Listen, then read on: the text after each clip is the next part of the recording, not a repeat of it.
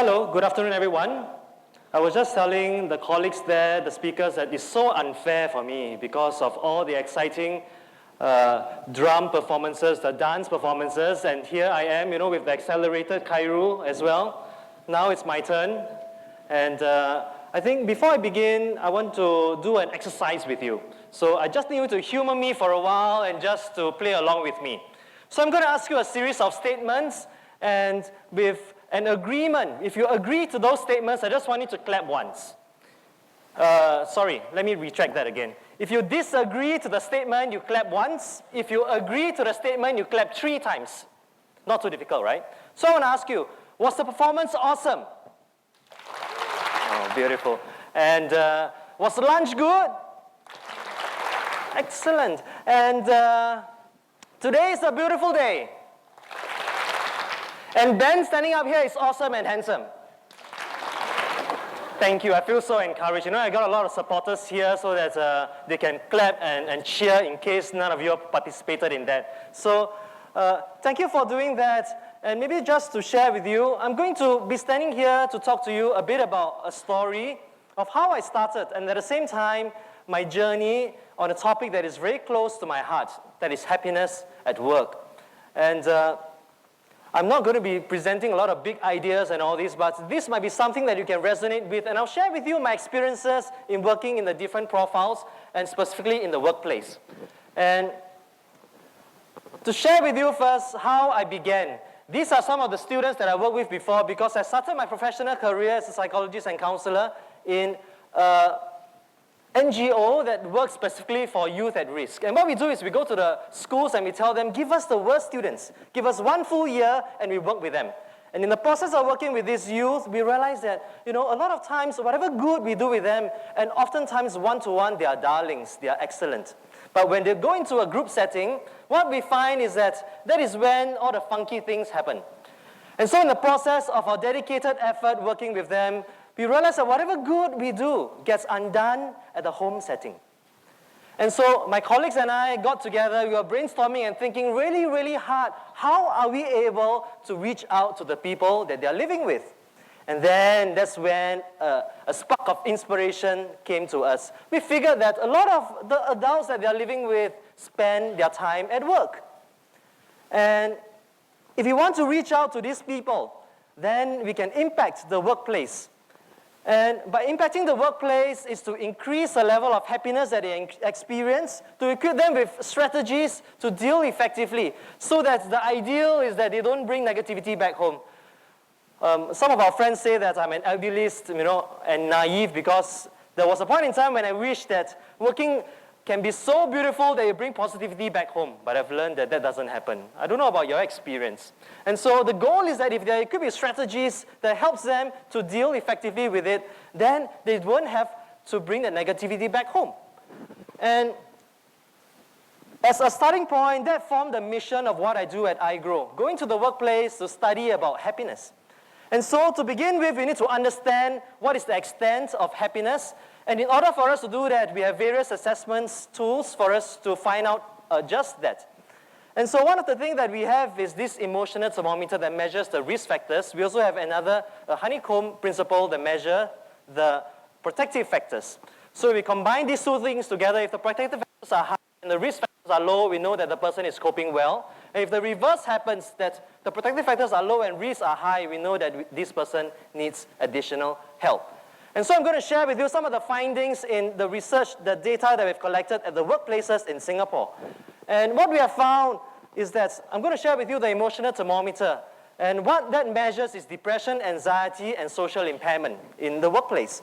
And this is what we have found from the data that we've collected. About 9% of the people at the workplace are suffering from some form of depression and anxiety. 9%. That is about 1 in 10, and this is consistent with the findings that was recently published in November by the Institute of Mental Health in collaboration, the Mental Health Survey, that 1 in 10 Singaporeans will experience a mental health disorder in their lifetime. And so this is what we have found, 9%, and we would study this data further, we realized that 54% of the people that we find are depressed and anxious or not coping very well in their life happens to be people that are aged 56 and above. I don't know if there are any that are here, but no offense. And another important thing that we have found also that men are 10% more likely to experience this at the workplace, and this is just based on the data that we've collected in the workplaces that we had the opportunity to work with. And you know what this means? This means that in every workplace, there's 1 in 10 person that is going through difficulties and challenges. And this 1 in 10 person is likely to be suffering in silence. Because a lot of times, these things are not manifested as a disorder or a problem, but it gets manifested in a lot of workplace disharmony. It gets manifested as workplace conflicts. It gets manifested as inability to get along with others. It gets manifested in poor work performances, and it gets manifested in absenteeism and stuff like that. And very few people have the awareness and knowledge to look beyond that. Perhaps there is a deeper reason why they are like that.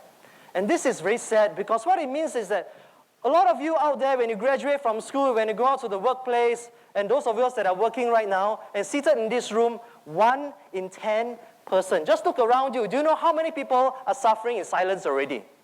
I'm one of them. Who's the rest?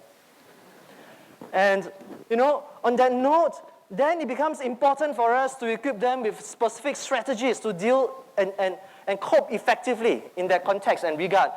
To learn, because from the research and training that I received in psychology, and positive psychology becomes one area of interest. And we've learned, and as Nick was saying earlier, that in the area of social science, happiness is one of the most widely studied social phenomenon that happened over the last 10 years. And so there's a lot of science that goes behind it. Of course, there are some that are facts, and there are some that have been tested and proven, and many more that waits to be seen. And a lot of these things can be learned and equip ourselves with those skills so that we can achieve happiness at work.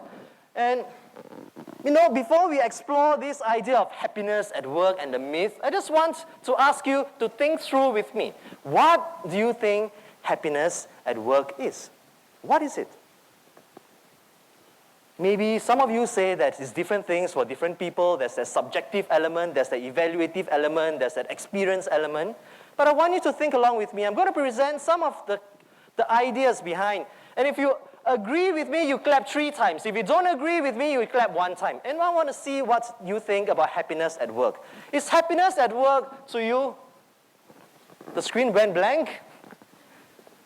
You're supposed to clap to agree or disagree. Oh, thank you. That's encouraging. Is happiness at work security? Having that work. Yeah, so nice. I love all of you. I love being at a TED conference. Is happiness at work about stability, that you remain employable? Is happiness at work about everything going smoothly, problem-free, no complaints? Is happiness at work about status, about working in a Fortune 500, the big companies? Is happiness at work about social connections, about having a strong team, about having people, colleagues that understands what you are going through? Or is happiness at work about succeeding in all the things that you put your heart and soul into? Yeah, amazing. So everything is happiness at work to you. So are you achieving all these things is my question. Are you achieving all these things? This is awesome. And you know, when we think about it, some of these things are achievable, and some of these things might not come so easily and frequently enough. And if we pin ourselves to some of these concepts and ideas that is far-fetched and difficult to achieve, we could set ourselves up for failure and unhappiness. And one of my academic heroes had the opportunity to go to Washington to attend a forum in Gallup, in the well-being forums, with the academic heroes that he'd been studying and researching about. And she has defined happiness at work as the experience of joy, of contentment, of a general positive well-being, and very importantly, a sense of purpose. And purpose means to know the reason why you wake up every morning. And this is something that is important in the data that we've collected in the workplaces. This is one of the domains that we measure, purpose in life.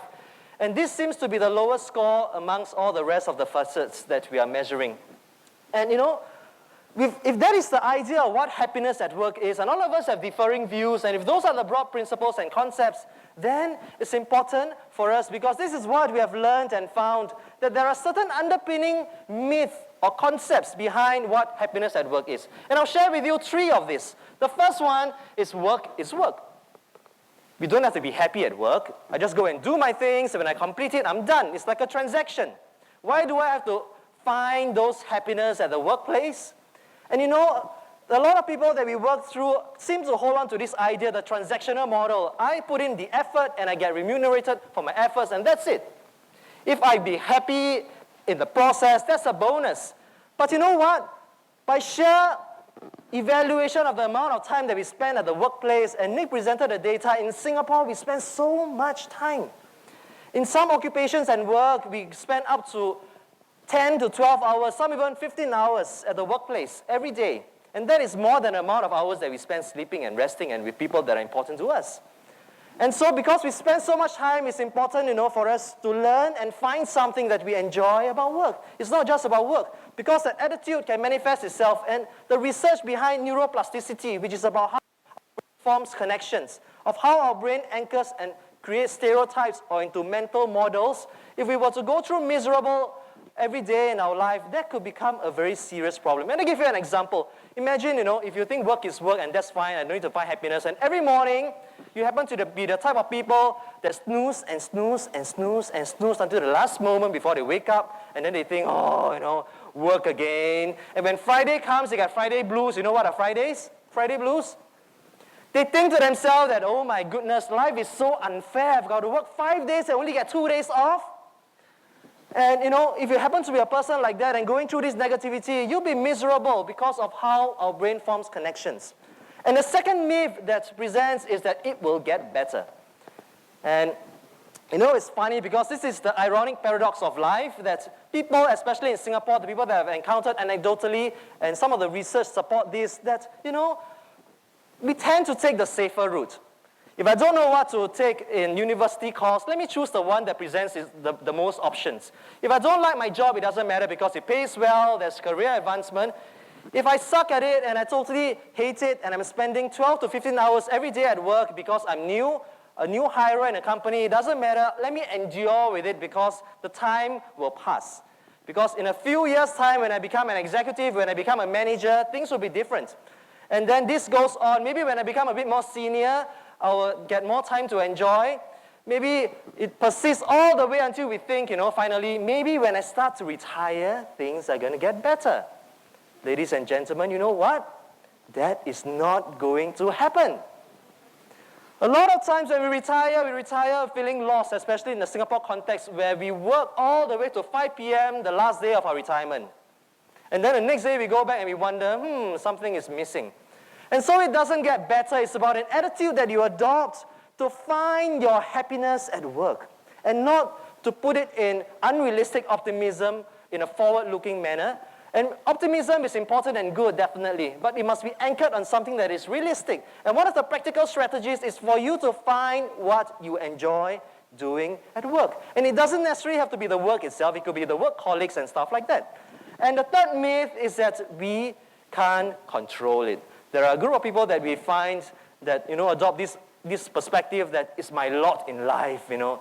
That's my destiny, and I'm doomed and destined to do this. But that's not true, because the research has found that 50% of happiness is dependent on our genes. There's a particular set point. The Seligman and his colleagues, another academic hero of mine, have studied this. And you know what? 40% of it is based on intentions.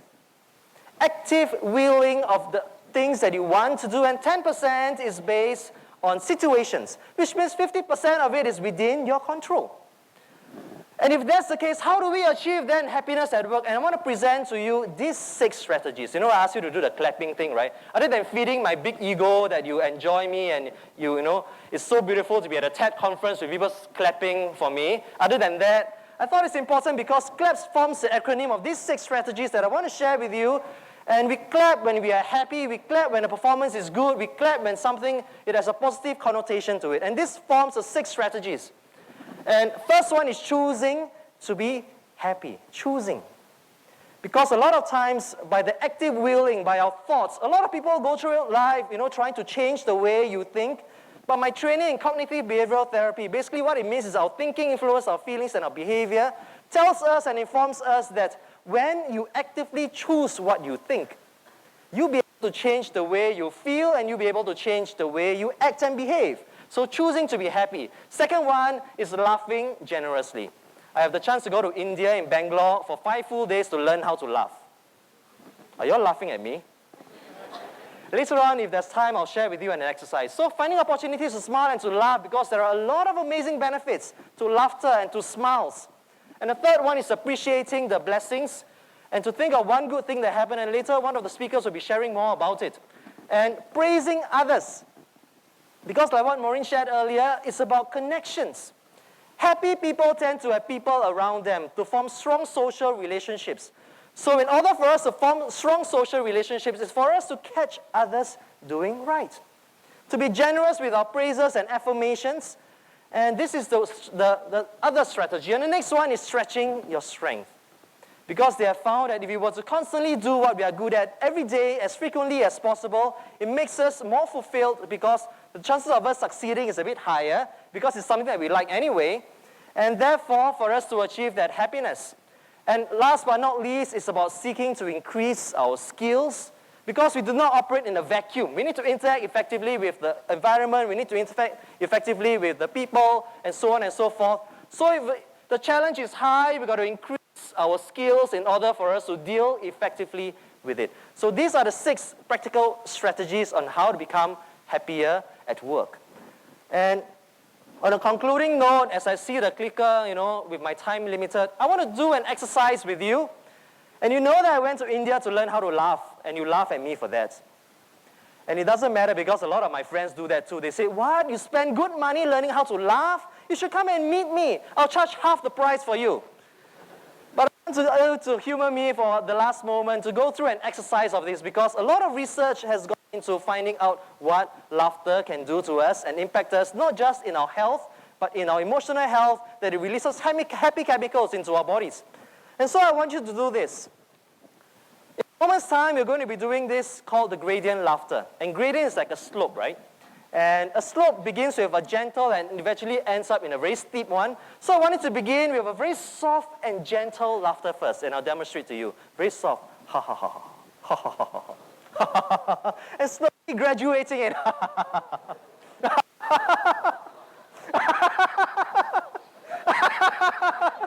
I want you to come, okay? So I'm going to count to 3 and we'll do the gradient laughter. Now I want to ask you this very important thing. Even if you think it's not funny, I want you to pretend to laugh. For very good reasons. The scientists and researchers have found that the brain can't differentiate between a real or a simulated laughter. So just humor me for a while. We're in a TED conference, okay? So I'm going to count to 3, and we'll just do that gradient laughter, okay? And we'll end up with just clapping. Ready? 1, 2, 3.